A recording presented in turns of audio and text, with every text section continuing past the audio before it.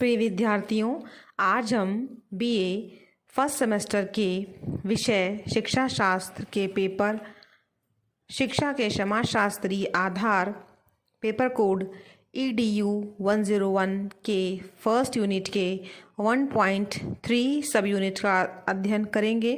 आज का हमारा टॉपिक है शिक्षा के उद्देश्य। शिक्षा का कोई एक अभीष्ट उद्देश्य नहीं होता है, बल्कि उसका निर्धारण देश, काल, परिस्थिति के अनुरूप किया जाता है। प्रत्येक देश अथवा समाज की शिक्षा के उद्देश्य पृथक पृथक होते हैं। दूसरी महत्वपूर्ण बात यह है कि शिक्षा के उद्देश्य देश एवं समाज की बदलती हुई परिस्थितियों के अनुरूप निरंतर बदलते रहते हैं। इस कारण उद्देश्य पूर्णतया स्थायी नहीं होते। समाज की सांस्कृतिक, सामाजिक, आर्थिक, राजनैतिक, धार्मिक तथा अन्य प्रकार की परिस्थितियों का शिक्षा पर सीधा प्रभाव पड़ता है। इतिहास इस बात का साक्षी है कि भारत में जब जब परिस्थितियों में बदलाव आया है, शिक्षा के उद्देश्यों में भी परिवर्तन करना पड़ता है। तो आइए हम देखें कि यहाँ पर हम शिक्षा के 4 प्रकार के उद्देश्यों का वर्णन करेंगे। 4 प्रकारों की 4 हेडिंग है। पहली है शिक्षा के व्यक्तिगत उद्देश्य, इंडिविजुअल एम्स ऑफ एजुकेशन। दूसरा है शिक्षा के सामाजिक उद्देश्य, सोशल एम्स ऑफ एजुकेशन। तीसरा है शिक्षा का व्यावसायिक उद्देश्य, वोकेशनल एम्स ऑफ एजुकेशन। और हमारा चौथा है शिक्षा का लोकतांत्रिक उद्देश्य, डेमोक्रेटिक एम्स ऑफ एजुकेशन। तो हम लोग सबसे पहले अपने पहले उद्देश्य की चर्चा करेंगे, वह है शिक्षा के व्यक्तिगत उद्देश्य। शिक्षा के कुछ उद्देश्य व्यक्ति के व्यक्तिगत विकास को ध्यान में रखकर निर्धारित किए जाते हैं। ये माना जाता है कि व्यक्ति पहले है तथा समाज बाद में आता है। अतः सर्वप्रथम हमें व्यक्ति के व्यक्तिगत विकास हेतु शिक्षा में प्रावधान करना चाहिए। शिक्षा में व्यक्तिगत उद्देश्य नन महोदय की देन है, जिसमें उन्होंने व्यक्तिगत स्वतंत्रता को महत्वपूर्ण माना है और कहा है कि संसार की प्रत्येक अच्छी वस्तु स्वतंत्रता पूर्वक कार्य करने वाले नागरिक ही लाते रहे हैं। प्राचीन भारतीय शिक्षा का उद्देश्य प्रत्येक व्यक्ति का आध्यात्मिक उत्थान करना था। प्राचीन यूनानी शिक्षा का उद्देश्य भी व्यक्ति के जीवन में सत्यम, शिवम, सुंदरम का विकास करना माना गया है। कुछ समय पश्चात प्रकृतिवादी विचारक रूसो ने भी व्यक्ति की व्यक्तिगत स्वतंत्रता को शिक्षा का प्रमुख अवयव माना तथा उसकी व्यक्तिगता के विकास पर बल दिया। शिक्षा के व्यक्तिगत उद्देश्य व्यक्ति अथवा छात्र की आत्मानुभूति कराने में सहायक होते हैं। जब व्यक्ति अपनी अंतर्निहित शक्तियों को पहचानेगा, तभी वह उन्हें विकसित कर पाएगा। अतः शिक्षा के व्यक्तिगत उद्देश्य निम्नलिखित हो सकते हैं। अब हम बताएंगे कि शिक्षा के व्यक्तिगत उद्देश्य कौन कौन से हैं। पहला है छात्र का शारीरिक विकास करना। दूसरा, छात्र का बौद्धिक विकास करना। तीसरा, छात्र का मानसिक विकास करना। चौथा, छात्र का धार्मिक एवं आध्यात्मिक विकास करना। पांचवा, छात्र का नैतिक विकास करना। छठा, छात्र में सृजनशीलता का विकास करना। सातवां, छात्र में सौंदर्य बोध को विकसित करना। ये समस्त प्रकार के विकास शिक्षा के व्यक्तिगत उद्देश्यों की ओर इंगित करते हैं, क्योंकि ये व्यक्ति के व्यक्तिगत विकास को संपन्न करते हैं। किंतु यह भी सच है कि शिक्षा के व्यक्तिगत उद्देश्यों की प्राप्ति उपयुक्त सामाजिक वातावरण के अभाव में संभव नहीं है। नन महोदय का व्यक्ति एक समाज का अंग भी है, अर्थात वह सामाजिक जीवन का महत्वपूर्ण भाग है। इसीलिए शिक्षाविदों ने शिक्षा के सामाजिक उद्देश्यों पर भी अपने विचार व्यक्त किए। हमारा दूसरा अब उद्देश्य आया, हेडिंग है शिक्षा के सामाजिक उद्देश्य। शिक्षा के सामाजिक उद्देश्य से तात्पर्य व्यक्तियों के बीच सहयोग एवं सामाजिक भावना का विकास करना है।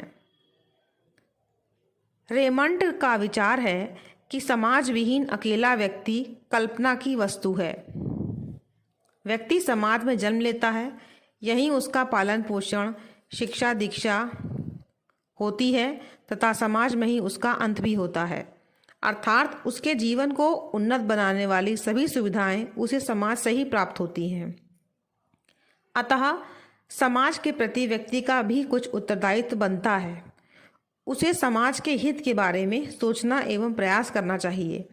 इसी कारण शिक्षाविदों ने शिक्षा का एक उद्देश्य समाज की प्रगति तथा व्यक्ति के हृदय में समाज कल्याण की भावना का विकास करना भी निर्धारित किया।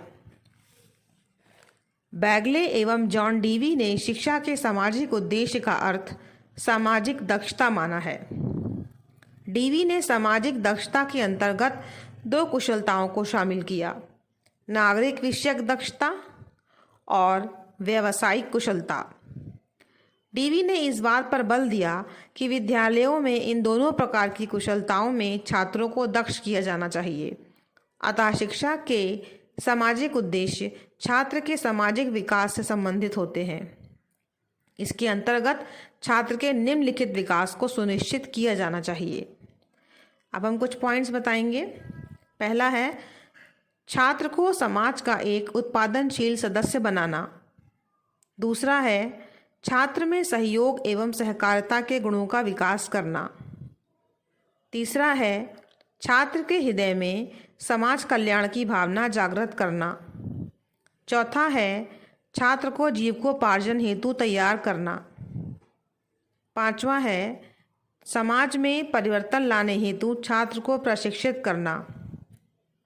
छठा है छात्र को सामूहिक जीवन जीने हेतु तैयार करना। अब हमारा तीसरा नेक्स्ट उद्देश्य है शिक्षा का व्यावसायिक उद्देश्य। वर्तमान समय में शिक्षा का एक महत्वपूर्ण उद्देश्य छात्र को रोजी रोटी कमाने के योग्य बनाना है। इसी कारण चिंतकों ने शिक्षा का एक उद्देश्य छात्रों में व्यावसायिक कुशलता का विकास करना निर्धारित किया है।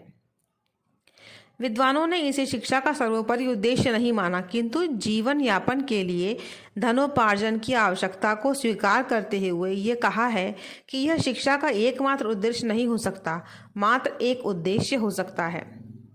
इस उद्देश्य की महत्ता को ध्यान में रखते हुए कोठारी आयोग ने शिक्षा के पाठ्यक्रम में विभिन्न प्रकार के व्यवसायों की शिक्षा एवं कार्य अनुभव को स्थान देने की सिफारिश की है, ताकि छात्र अपनी रुचि के अनुरूप व्यवसाय चुन सकेंगे। उन्हें बेरोजगारी का शिकार नहीं होना पड़ेगा। अपने लिए उपयुक्त व्यवसाय का चयन करने में वे आत्मनिर्भर तो होंगे ही, एक संतुष्टिदायक एवं सफल जीवन भी व्यतीत कर सकेंगे। ऐसे नागरिक देश एवं राष्ट्र के विकास में सहायक सिद्ध होंगे। अब हमारा अगला उद्देश्य, चौथा उद्देश्य है शिक्षा का लोकतांत्रिक उद्देश्य। अपने उत्तरदायित्वों का निर्वाह करने वाले कुशल एवं स्वावलंबी नागरिक तैयार करना शिक्षा का लोकतांत्रिक उद्देश्य कहा जाएगा। इस उद्देश्य के अंतर्गत छात्र के निम्नलिखित विकास पर ध्यान केंद्रित किया जाता है। पहला है छात्रों में जनतंत्र के सिद्धांतों एवं आदर्शों के प्रति आस्था उत्पन्न करना। दूसरा, छात्रों में श्रम के प्रति आदर का भाव विकसित करना। तीसरा, छात्रों में स्वतंत्र चिंतन का विकास करना। चौथा, उसमें स्वयं निर्णय लेने की क्षमता का विकास करना। पांचवा, छात्रों में राष्ट्रभक्ति का विकास करना। छठा, छात्रों को नेतृत्व का प्रशिक्षण प्रदान करना, ताकि देश को सहनशील, कर्तव्यनिष्ठ, बुद्धिमान, समझदार, अनुशासन प्रिय, न्याय प्रिय, लोभ मुक्त नेता प्रदान किया जा सके। सातवां, छात्रों में व्यावसायिक कुशलता का विकास करना, ताकि वे राष्ट्र के उत्पादन में अपना योगदान दे सकें। इस प्रकार आपने शिक्षा के उद्देश्य में 4 मुख्य उद्देश्य, शिक्षा के व्यक्तिगत उद्देश्य, शिक्षा के सामाजिक उद्देश्य, शिक्षा के व्यावसायिक उद्देश्य और शिक्षा का लोकतांत्रिक उद्देश्य पर चर्चा करी। धन्यवाद।